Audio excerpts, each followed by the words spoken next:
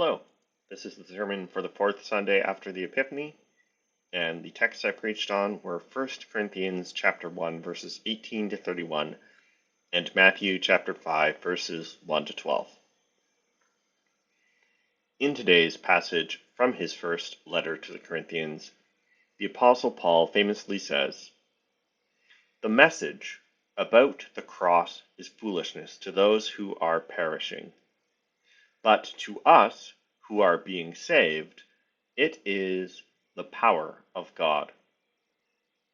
We proclaim Christ crucified, a stumbling block to Jews and foolishness to Gentiles.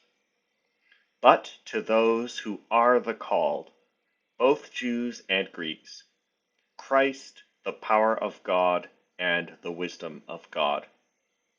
For God's foolishness is wiser than human wisdom, and God's weakness is stronger than human strength." We are so accustomed to hearing scriptures such as the Beatitudes from the Sermon on the Mount that we tend to forget how foolish they really are in the light of our ordinary way of thinking of things. I tend to avoid using words like radical or revolutionary to describe Jesus' teachings, but such words rightly describe the blessings Jesus utters in today's story from Matthew's Gospel. Take Jesus' blessing of the meek. He says, "Blessed are the meek, for they will inherit the earth."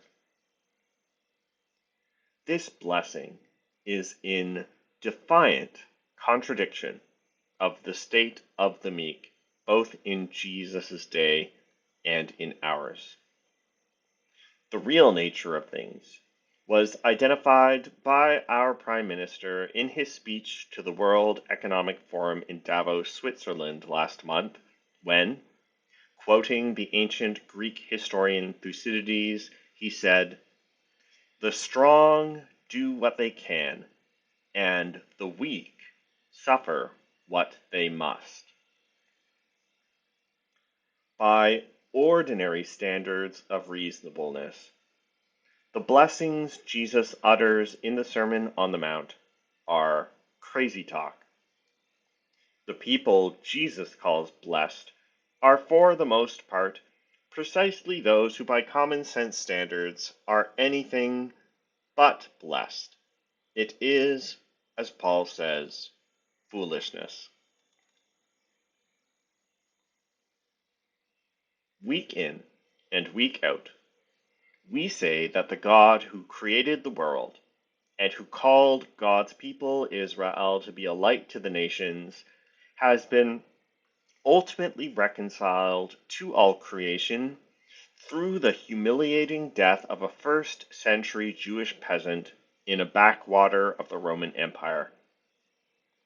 We are likely to take this for granted, but when you stop and think about it, you realize just how crazy it sounds. And when we look at the Beatitudes, not to mention the rest of Jesus' teaching, things get even crazier.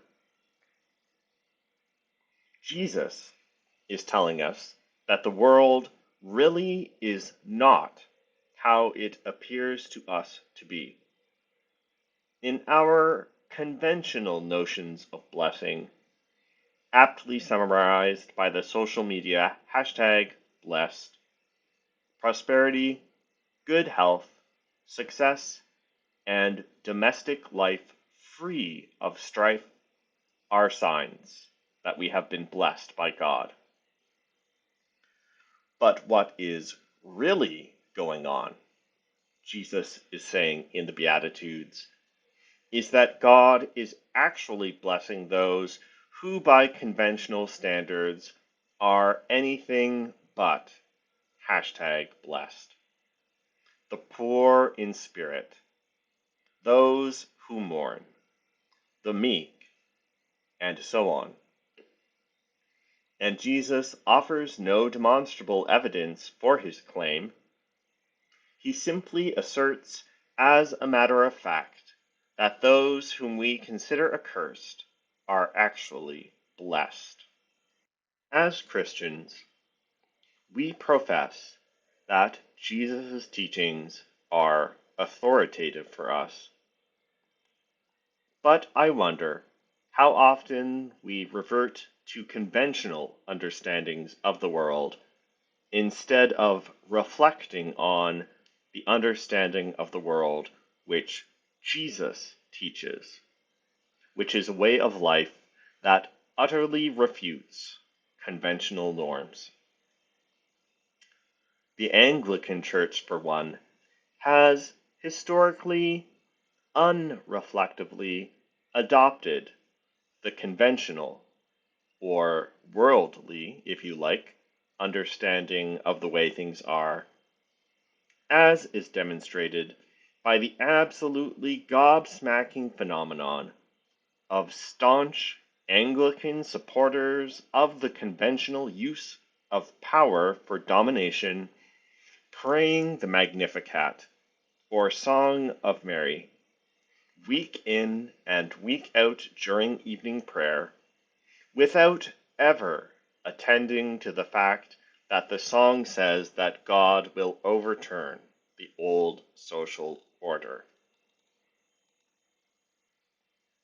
And if we are brutally honest, we may have to own up to the fact that the message about the cross is foolishness as much to us as it is to those who are perishing. We live in a world where might makes right, and it is tempting to think that Jesus is living in his own fantasy land. Certainly, all too many Christians pay lip service to Jesus' teachings while behaving as if it is business as usual. But let us suppose we stop for a moment and ask ourselves whether Jesus might be right after all. Consider the fact that it has been empirically demonstrated, it has been proven to be a fact, that non-violent resistance, which is the strategy Jesus advocates in the Sermon on the Mount, is more effective than violence at effecting lasting political change in countries facing civil unrest. If we can take off the blinders given us to wear by convention, we can open ourselves to the possibilities of Jesus' teaching. Once we realize that the way things are is not how they have to be, we can begin to see how Jesus might be onto something with his paradoxical blessings. One of the things that can happen is that we can learn to claim Jesus' blessings for ourselves. There will be times when we are the meek in the face of those with more power than we. There will be times when we shall mourn. There will be times when we shall hunger and thirst for righteousness and feel empty when that righteousness for which we yearn goes unfulfilled. Those are the times when we especially need to know that, despite appearances to the contrary, we truly are blessed. And there are plenty of other people facing such circumstances who need to be told, perhaps even by us, that they are blessed too. We need to claim such blessings as our own.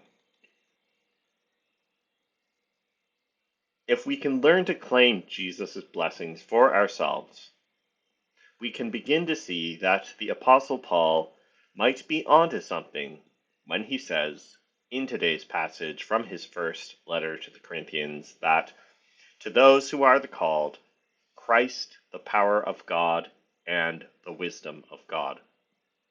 For God's foolishness is wiser than human wisdom, and God's weakness is stronger than human strength.